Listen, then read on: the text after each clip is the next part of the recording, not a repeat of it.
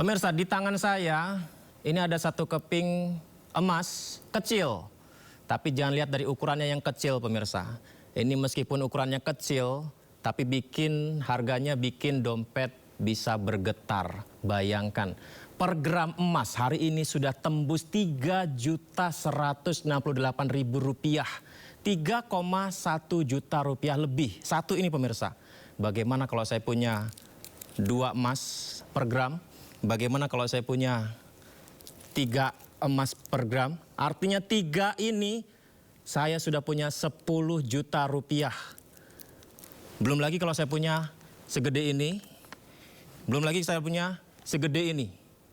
Bayangkan pemirsa, betapa banyaknya uangnya ya. Ya, kita simak dulu informasinya berikut ini.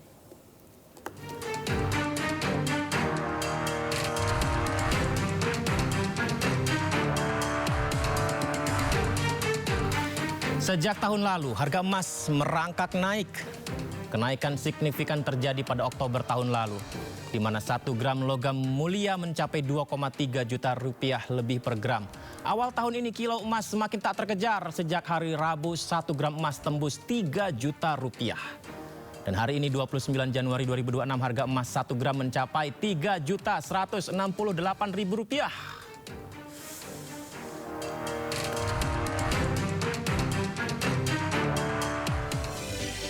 Ya, harga emas yang luar biasa ya. Harganya manis. Tapi itu harapan saya sih, karena ini sih bukan emas ya, ini hanyalah coklat. Ya, semoga saja rezeki kita juga semanis coklat ini pemirsa. Informasi berikutnya, pesawat pribadi yang membawa rombongan Wakil Kepala Menteri India jatuh, seluruh penumpang meninggal dunia. Kami segera kembali. Perdagangan di Bursa Efek Indonesia kembali dihentikan di level 7.654 pagi tadi atau pada pukul 9:26. Pemirsa, kita saksikan penghentian perdagangan sementara dilakukan karena laju pergerakan IHSG kembali turun hingga 8% setelah dibuka pagi tadi melemah 357,76 poin di level 7.962,79. Trading halt ini menjadi kedua kalinya setelah Rabu siang kemarin pukul 13.43 waktu Indonesia Barat. Indeks harga saham gabungan tercatat menurun hingga 8%.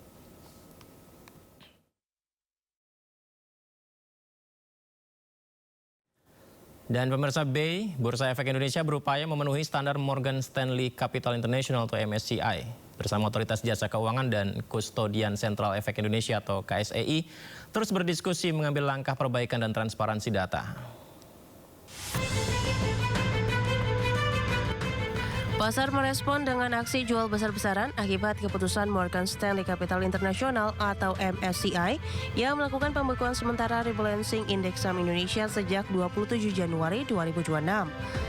Aksi jual besar-besaran tersebut membuat indeks harga saham gabungan melemah tajam dan mengalami trading halt di 2 hari perdagangan beruntun.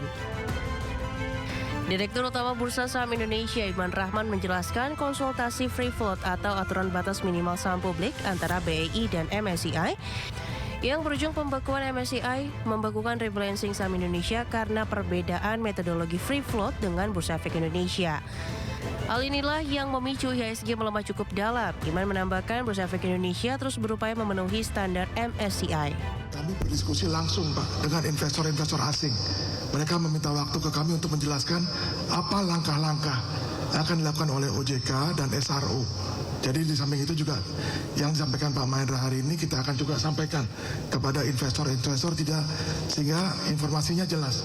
Jadi tidak mereka hanya menduga-duga, tapi apa langkah-langkah konkret yang akan dilakukan oleh OJK dan SRO. Terima kasih. Sebelumnya, diskusi Bursa Efek Indonesia dengan MSCI sebenarnya sudah berlangsung sejak Oktober 2025. Ketika MSCI mengumumkan perubahan metodologi perhitungan free float khusus untuk pasar saham Indonesia. Diskusi yang tak membuahkan hasil tersebut mengakibatkan MSCI memberlakukan pembekuan sementara rebalancing indeks saham Indonesia sejak 27 Januari 2026. Dampaknya, IHSG bergerak melemah sejak 2 hari ini dan bahkan diberlakukan trading halt. Bursa Efek Indonesia sendiri terus berdiskusi intensif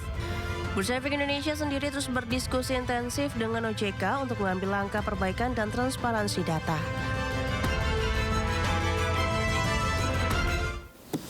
Otoritas Jasa Keuangan memutuskan bahwa Bursa Efek Indonesia akan menerbitkan revisi aturan batas minimal saham publik atau free float dari 7,5% jadi 15%. Langkah ini sebagai respon cepat atas pembekuan sementara oleh Morgan Stanley Capital International (MSCI) yang menyebabkan pelemahan IHSG. Otoritas Jasa Keuangan menyetujui upaya Bursa Efek Indonesia untuk merevisi aturan free float atau aturan batas minimal saham publik dari 7,5% menjadi 15% untuk menarik investor global dengan penerapan segera dan transparansi yang baik. Ketua Dewan Komisioner OJK Mahendra Siregar menyampaikan OJK menerima penjelasan dari Morgan Stanley Capital International atau MSCI tentang free float saham Indonesia sebagai masukan yang baik.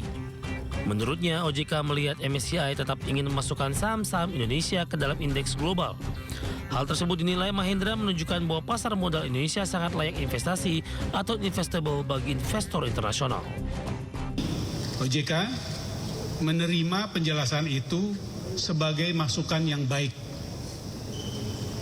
Karena kami melihat bahwa lembaga itu tetap ingin memasukkan saham-saham emiten dari Indonesia dalam indeks global yang menunjukkan bahwa pasar modal Indonesia sangat potensial dan investable bagi investor internasional. Ketua Dewan Komisioner OJK ini juga menambahkan bahwa pihaknya akan melakukan sejumlah langkah untuk menindaklanjuti proposal atau penyesuaian yang sudah dilakukan Bursa Efek Indonesia atau Kustodian Sentral Efek Indonesia atau KSEI.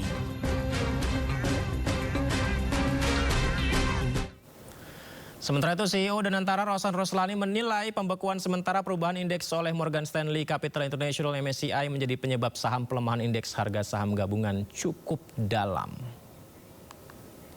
Roshan yang juga Menteri Investasi dan Hilirisasi menilai laporan Morgan Stanley Capital International terhadap saham-saham Indonesia harus segera ditindaklanjuti oleh otoritas terkait mengingat penilaian MSCI menjadi acuan bagi investor-investor dunia.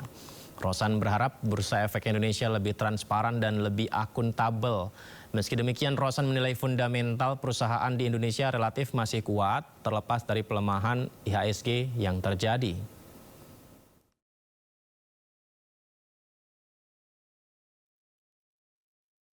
Ini kan triggernya dari MSCI yang mengeluarkan report ya.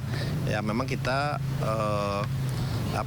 diharapkan untuk bursa kita lebih transparan lagi. Dan ini sebetulnya sudah ada kita harus segera tindak lanjuti ini karena soalnya ini sudah berapa bulan ya kalau saya lihat. Jadi ini harus kita tindak lanjuti segera karena ini hanyalah masalah transparansi dan akuntabilitas. Jadi kalau fundamental dari perusahaan kita ini sebetulnya sangat-sangat baik, tapi kita ketahui MSCI adalah acuan dari para investor dunia pada saat dia berinvestasi di negara-negara